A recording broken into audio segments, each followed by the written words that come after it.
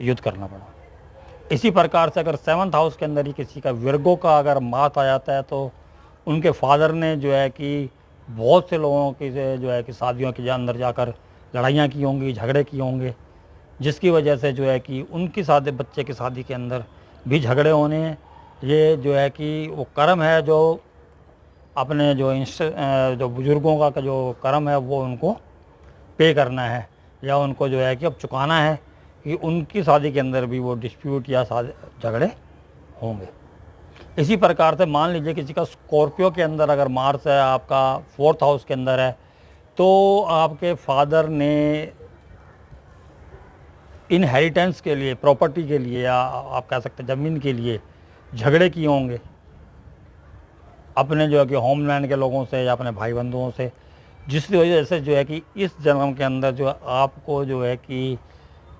Mars जो है कि स्कॉर्पियो साइन के अंदर होता है। अब स्कॉर्पियो साइन जो है कि उसके अंदर आपको इनहेरिटेंस को दर्शाता है, भाइयों से लड़ाई दर्शाता है। तो इस जन्म में जो है कि आपको प्रॉपर्टी के लिए झगड़ा करना पड़ेगा, क्योंकि आपके फादर के कर्म जो है कि बैकफायर कर रहे हैं और वो आपको पूरे करने, उनके जो कार्य हैं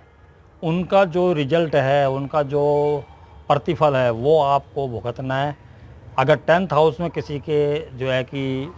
मार्स है, विर्गो साइन के अंदर है, तो उन्होंने अपने वर्क प्लेस पे उनके फादर ने बहुत झगड़ा किया होगा, या अपने भाइयों से, क्योंकि फादर से 2nd हाउस है, पैसों के लिए अपने भाई से झगड़ा किया होगा, जिसकी वजह से जो है कि विर्गो का मार्स जो है कि चार्ट के अंदर जो है कि इस जन्म में उनके पुत्र को मिला है। उनको अब जो है कि फाइटें या झगड़े या जो डिस्प्यूट हैं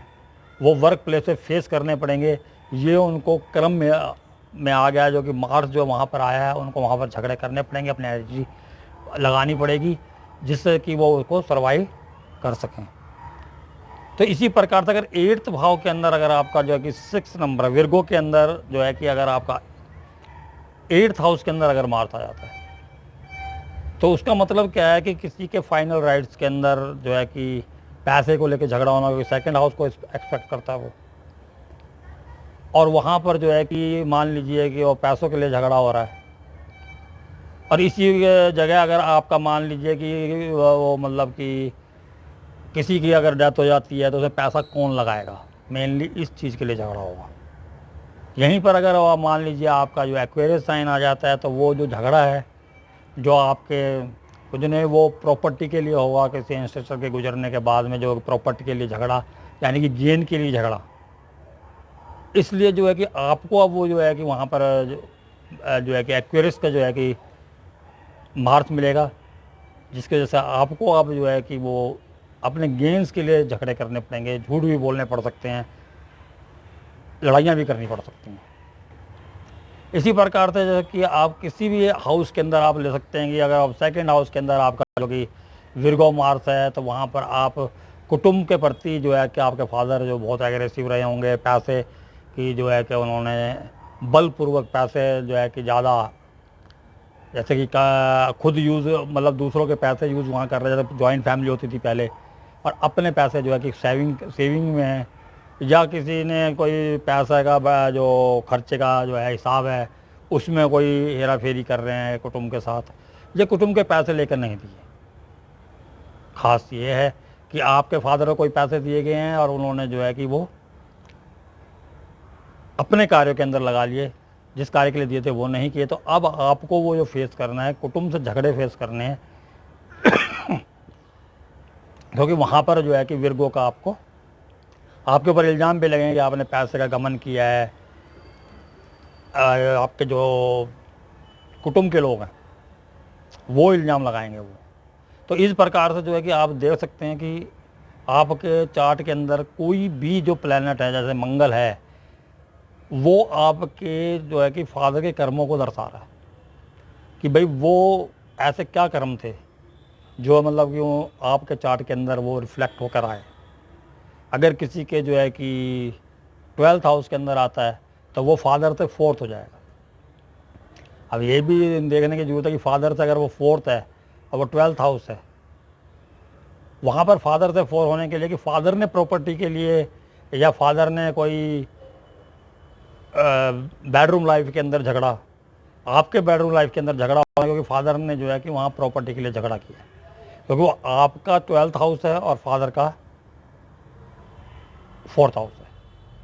फादर का यानी कि कह सकते हैं कि घर है वो, सुख फादर का, वो जो है कि उन्होंने या प्रॉपर्टी फादर की घर जो है वो,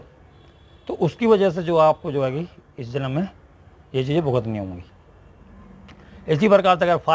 5th हाउस के अंदर है तो आपके फादर जो है कि आपके दादाजी से झगड़ा किया या किसी धर्म स्थान के लिए झगड़ा किया, तो अब जो है कि आपको वहाँ पर जो है कि 5th हाउस के अंदर मार्स मिल जाता है। अगर झगड़ा किया तो विर्गो के अंदर, अगर चीटिंग की है तो कुंभ के अंदर। मान लीजिए कि आपके दादाश्री ने वहाँ पर जो है कि मंदिर बनवाने के नाम पे जो है कि पैसे लिए और उसमें चीटिंग की, या जो है कि आपके फादर ने जो है कि ऐसा किया, तो आपको जो है कि वो पे करना है, क्योंकि फादर से वो 9th हाउस है और जो आपके दादाजी का लगन है। लेकिन आपका वो 5th हाउस है, तो आपको जो दिक्कत आने वाली है, आपके जो झगड़े होने वाले हैं वो आपके लव लाइफ के अंदर होने वाले हैं, आपके बच्चों से आपकी नहीं बनने वाली है। आप अपने बच्चों के प्रति एग्रेसिव रहेंगे या आपके बच्चे आपके प्रति एग्रेसिव रहेंगे, आपके दोनों की नहीं बनेगी। आप इस तरीके से इस चीज़ को